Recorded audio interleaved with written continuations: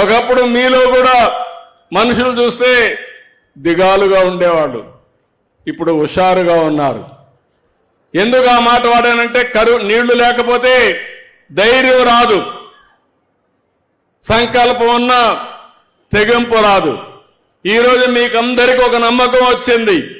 మేము కూడా అందరికంటే బ్రహ్మాండంగా పనిచేసి నెంబర్ 1 స్థానానికి రాగలుగుతామని నమ్మకం వచ్చిందంటే దానికి కారణం హంద్రీ నీవా అని చెప్పి నేను మీకు తెలియజేస్తున్నా. ఇప్పుడే మీకు ఒక బుక్ కూడా తీసుకొచ్చారు, ఏదైతే కాఫీ టేబుల్ బుక్ కింద బ్రహ్మాండంగా మొన్నే హార్టికల్చర్ ఇది కూడా మీటింగ్ పెట్టారు, వర్క్షాప్ పెట్టారు, మంచి పుస్తకం తీసుకొచ్చారు. నిన్న మొన్న నేను చెప్పాను, ఒకప్పుడు కోనసీమ అందాల సీమ, సినిమాలు కూడా అక్కడ తీసేవాళ్ళు. అలాంటి కోనసీమ మీకంటే వెనకబడింది. ఇప్పుడు నీళ్లున్నాయి కానీ అవకాశాలు తక్కువ ఉన్నాయి. మొన్నటి వరకు నీళ్లు లేవు, ఇప్పుడు నీళ్లు వచ్చాయి, అవకాశాలు పెరిగాయి. దీనివల్ల మీరు 13వ స్థానానికి వచ్చారు. ఇప్పుడే మీ మంత్రుల్ని, మీ ఎమ్మెల్యేలని కలెక్టర్కి ఆదేశాలు ఇస్తున్నా. 13 ఆమోదయోగ్యం కాదు. రాష్ట్రంలో టాప్ 3లో అనంతపూర్ జిల్లా ఉండాలి. దీనికి ప్రణాళిక తయారు చేసుకోవాలి. దీనికి మీకు ఏం కావాలో హెల్ప్ చేయడానికి మేము సిద్ధంగా ఉంటామని చెప్పి కూడా నేను మీకు తెలియజేస్తున్నా. ఈరోజు మీరు ఒక్కసారి చూసినప్పుడు మొత్తం శ్రీశైలం రిజర్వాయర్ నుంచి కుప్పం వరకు 773 కిలోమీటర్లు లెంగ్త్ ఉంది ఈ కెనాల్. ఏషియాలోనే అతిపెద్ద పొడవైనటువంటి నది హంద్రీ నీవా అని చెప్పి కూడా నేను మీకు తెలియజేస్తున్నా. ఇప్పుడే కేశవ్ ఒక మాట చెప్పారు. ఎందుకంటే ఓసారి ఈ సంవత్సరం వర్షాలు బాగా పడ్డాయి, డిపార్ట్మెంట్ వాటర్ మేనేజ్మెంట్ సఫిషియెంట్గా ఎఫెక్టివ్గా చేశాం. రాయలసీమలో ఉండే అన్ని రిజర్వాయర్లకి, అన్ని చెరువులకు నీళ్లు తీసుకొచ్చాం. ఇప్పుడే నేను ఒక మాట అడిగాను, అనంతపూర్ జిల్లాలో ఎన్ని చెరువులు ఉన్నాయి, ఎన్ని చెరువులకు నీళ్లు ఇస్తున్నాం? అవసరమై చిన్న చిన్న లిఫ్ట్లు పెట్టి అన్ని చెరువులకు నీళ్లు ఇచ్చే బాధ్యత ఈ ప్రభుత్వం తీసుకుంటామని మరొక్కసారి మీ అందరికీ హామీ ఇస్తున్నా. ఈ జిల్లాలో వచ్చే వర్షాన్ని, ఆ వర్షపు నీటిని నేను ఒకప్పుడు భూగర్భ జలాలుగా మార్చాలని 10 లక్షల ఏదైతే వర్షపు నీరుని మార్చడం కోసం ఫామ్ పాండ్స్ తయారు చేశాం. 10 లక్షలు దువ్వాం. ఇప్పుడు చాలా వరకు మీరు పూర్తి చేశారు. అక్కడక్కడ కనపడుస్తున్న అడవుల్లో దువ్వినటువంటి కంటూర్ ట్రెంచెస్ మాత్రం కొన్ని కనపడుస్తున్నాయి. అనేక ప్రయత్నాలు చేశాం. భూగర్భ జలాలు పెంచడానికి, రిజర్వాయర్లో నీళ్లు పెంచడానికి అనేక ప్రయత్నాలు చేశాం. కానీ ఇప్పుడు ఇంకొక కొత్త ప్రయత్నం మీరు చూస్తే హంద్రీ నీవా పూర్తి చేస్తున్నాయి. తెలుగు గంగా లేకపోతే మిగిలిన గాలేరు నగిరి అన్ని పూర్తి చేస్తున్నాయి. పోలవరం టు బనకచెర్ల, గోదావరి నదిలో ఎక్కువ నీళ్లు వస్తాయి. సముద్రంలోకి ఆవరేజ్న 100 సంవత్సరాల్లో 2000 టీఎంసీ నీళ్లు సముద్రంలోకి పోతున్నాయి. అందులో ఒక 300 టీఎంసీ నీళ్లు మనం తెచ్చుకోగలిగితే రాష్ట్రం మొత్తం సస్యశ్యామలం అయిపోతుంది. ప్రతి ఎకరాకు నీళ్లు ఇచ్చే అవకాశం వస్తుంది. ప్రతి ఎకరాకు నీళ్లు ఇస్తే రైతులు బంగారు పండిస్తారు. బంగారు పండించడమే కాదు, దీనివల్ల రాష్ట్ర ముఖ చిత్రమే మారిపోతుంది. అలాంటి కార్యక్రమానికి శ్రీకారం చుడుతున్నాం. ఇది 398 కిలోమీటర్లు. ఇప్పుడే ప్రాథమిక అంచనాలు 81,000 కోట్లు కావాలి. కానీ కొంతమంది అయితే ఇది సాధ్యమా అనుకుంటున్నారు. నేను కూడా అసాధ్యం అనుకుంటే చేసేవాడిని కాదు. కానీ ఏదైనా సరే ఒక సంకల్పం ఉంటే అది దారి చూపిస్తుంది.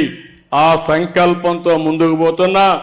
నేను కానీ పోలవరం నుంచి బనకచెర్ల వరకు నీళ్లు తేగలిగితే నా జీవితం సార్థకత అవుతుందని చెప్పి నేను మీకు తెలియజేస్తున్నా. దీన్ని మాత్రం వదిలిపెట్టే పరిస్థితి ఉండదు. అలాంటివి మనం చేయడం కోసం మనం ముందుకు పోతున్నాం.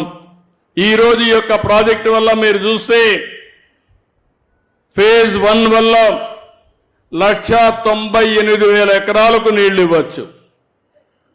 కర్నూలు జిల్లాలో ఒక 77,000 ఎకరాలు, అనంతపూర్లో ఒక 1,18,000 ఎకరాలు, అదే మరి నంద్యాలలో ఒక 3,000 ఎకరాలు.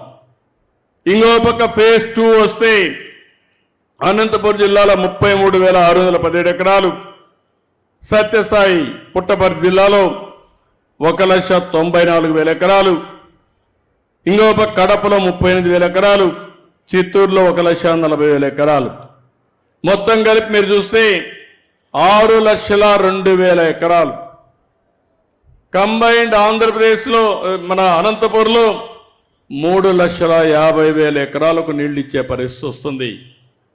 రాయలసీమలో ఒక్క అందిరి నీవ 6,00,000 ఎకరాల నీళ్లు వస్తే ఈ నీళ్లన్నీ ఉపయోగించి మీరు ఎక్కడికక్కడ హార్టికల్చర్ పంటలు వేసుకోగలిగితే మీ ఆర్థిక పరిస్థితి బ్రహ్మాండంగా మెరుగవుతుందని చెప్పి కూడా నేను మీకు తెలియజేస్తున్నా. ఇప్పుడే కేశవ్ గారు ఒక మాట అన్నారు, మైక్రో ఇరిగేషన్. ఈ దేశంలో మొట్టమొదటిసారిగా నాకు ఒక ఆలోచన వచ్చింది. అప్పట్లో నీళ్లు లేవు, ప్రపంచంలో ఏం చేస్తున్నారు అధ్యయనం చేస్తే ఇజ్రాయెల్ దేశం అప్పటికే మైక్రో ఇరిగేషన్ పెట్టి డ్రిప్ కానీ స్ప్రింక్లర్ కానీ ఇవన్నీ పెట్టి చేసేవాళ్ళు. 1 ఎకరాకు వాడే నీళ్లు 2.5 ఎకరాలకు వాడేవాళ్ళు. దీనివల్ల దిగుబడి పెరిగేది, ఖర్చులు తగ్గేటివి. అవన్నీ ఆలోచించి మైక్రో ఇరిగేషన్కి శ్రీకారం చుట్టాం. దేశానికి నేనే ఒకప్పుడు ఆ రిపోర్టు కూడా ప్రధానమంత్రి గారికి అందజేశాను. ఈరోజు దేశంలోనే 5 సంవత్సరాలు 1 ఎకరాకు మైక్రో ఇరిగేషన్ ఇవ్వలేదు, డ్రిప్ ఇరిగేషన్ ఇవ్వలేదు. మళ్ళీ మనం వచ్చిన తర్వాత ప్రారంభించాం. రాయలసీమ కరువు ప్రాంతం, అందుకని 90% డ్రిప్ ఇరిగేషన్కు సబ్సిడీ ఇచ్చే ఏకైక ప్రభుత్వం భారతదేశంలో ఆంధ్రప్రదేశ్ ప్రభుత్వం, ఎన్డీఏ ప్రభుత్వం. పర్వాలేదు, నేను ఎంతైనా ఇస్తానని చెప్పాను. ఇరిగేషన్ ₹1,00,00,000 ఖర్చు పెడుతున్నాం. దానికి సమాంతరంగా మైక్రో ఇరిగేషన్ ఖర్చు పెడితే సమర్థత పెరుగుతుంది, నీటి ఎద్దడి తగ్గుతుంది, సంపద సృష్టించుకుంటూ ముందుకు పోవచ్చని చెప్పి కూడా నేను మీకు తెలియజేస్తున్నా. దీనికి కూడా ప్రాధాన్యత ఇస్తాం. నేను ఒకటే మీ అందరికి కోరుతున్నా, అనంతపూర్ జిల్లా ఎప్పుడు కూడా తెలుగుదేశం పార్టీని బలపరిచారు, ఇప్పుడు ఎన్డీఏని బలపరుస్తున్నారు. మేము మీరు చూపించిన అభిమానాన్ని మరిచిపోలేం. అందుకే అన్ని విధాల అనంతపురం అభివృద్ధి చేసే బాధ్యత మేము తీసుకుంటామని చెప్పి కూడా మీ అందరికీ హామీ ఇస్తున్నా. ఈరోజు నా విధానం మీరు చూస్తే ఎన్నికల కంటే ముందు కూడా చెప్పాను. సంక్షేమం, అభివృద్ధి, అదే మరిగా సంపద సృష్టించి మళ్ళీ ఆదాయాన్ని పెంచుకుంటూ సంక్షేమాన్ని అభివృద్ధిని బ్యాలెన్స్ చేయాలి. 11 నెలలు అయింది, ఇంకొక నెలలో 1 సంవత్సరం అవుతుంది. దేశంలో ఎక్కడా చేయనన్ని సంక్షేమ కార్యక్రమాలు చేశాం. మీరు చూస్తే ఈరోజు పింఛన్లు ఇవ్వడం 63 లక్షల మందికి 4,000, 6,000, 10,000, 15,000 రూపాయలు పింఛన్ ఇచ్చే ఏకైక ప్రభుత్వం భారతదేశంలో తెలుగుదేశం ప్రభుత్వం, ఎన్డీఏ ప్రభుత్వం అని చెప్పి విజ్ఞప్తి చేస్తున్నా. ఎక్కడ ఎవరు ఇవ్వడం లేదు. 33,000 కోట్ల రూపాయలు ఖర్చు పెడుతున్నాం. 2,800 కోట్ల రూపాయలు నెలకు. 1వ తారీఖున పేదల సేవలో మీ ఇంటికొచ్చి మీకు హ్యాండ్ ఓవర్ చేసే పరిస్థితికి వచ్చాం. దీపం నేనే పెట్టాను, వంట గ్యాస్ ఇచ్చాం. ఇప్పుడు దీపం 2 కింద 3 సిలిండర్లు మా ఆడబిడ్డలకు ఇస్తున్నానని చెప్పి కూడా నేను మీకు తెలియజేస్తున్నా. అది కూడా కొన్ని ఇబ్బందులు ఉంటాయంటే ఆలోచిస్తున్నాను, ఇంకా ఏమైనా ఇంప్రూవ్ చేయగలుగుతామా. అవసరమైతే 4 నెలలకు ఒకసారి ఎవరైతే సిలిండర్లు తీసుకుంటారో మీ అకౌంట్కే డబ్బులు వేస్తే మీరు ఎప్పుడు కావాలంటే అప్పుడు తీసుకునే వెసులుబాటు మా ఆడబిడ్డలకు ఇస్తామని చెప్పి కూడా విజ్ఞప్తి చేస్తున్నా. అన్నా క్యాంటీన్ పెట్టాం. పేదలకు 5 రూపాయలకే భోజనం పెడుతున్నాం. మెగా డిఎస్సి పెట్టాం. ఎవరైతే యువత ఉన్నారో మీ అందరికీ ఉద్యోగాలు ఇప్పించే బాధ్యత నాదని చెప్పాను. దాని ప్రకారం మెగా డిఎస్సి ప్రకారం 16,500 ఉద్యోగాలు రాబోయే 15 తారీఖు లోపలనే పూర్తి చేసి స్కూల్స్ ఓపెన్ చేసే లోపల మీకు ఉద్యోగాలు ఇప్పించే బాధ్యత ఈ ప్రభుత్వం తీసుకుంటామని చెప్పి కూడా నేను మీకు తెలియజేస్తున్నాను.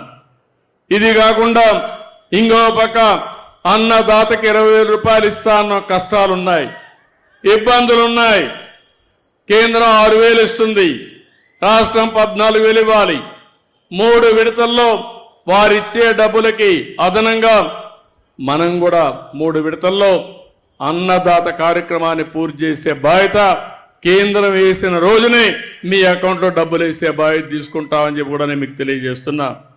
తల్లికి వందనం కూడా ఇస్తానని చెప్పాం. సూపర్ 6 చెప్పాం. నేను ఒకటే హామీ ఇస్తున్నాను, తల్లికి వందనం కూడా తొందరలోనే ఇస్తాం. చెప్పిన ప్రకారం ఎంతమంది పిల్లలుంటే అంతమందికి డబ్బులు ఇస్తామని కూడా హామీ ఇస్తున్నాను.